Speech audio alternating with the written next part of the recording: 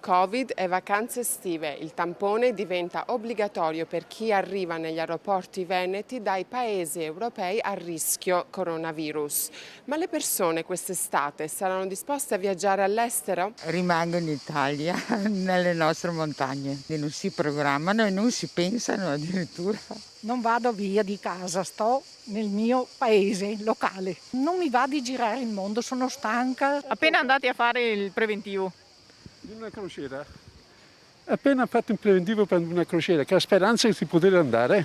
E quindi quando? Quando si parte? Questa qua a ottobre è una in Sudafrica, a meno se si può andare. No, diciamo che già qui in Italia abbiamo tutto quello che ci serve, soprattutto in Veneto, anche se ci restringessero in zona, diciamo, regionale, abbiamo tutto quello che ci serve, insomma. Io preferisco rimanere locale perché non si sa mai quello che può succedere quando io mi trovo dall'altra parte. Sono già andato all'estero, sono stato 5 giorni in Polonia e non ho avuto problemi né per andare né per tornare. Ho dovuto fare un tampone rapido prima di partire e un tampone rapido prima di tornare.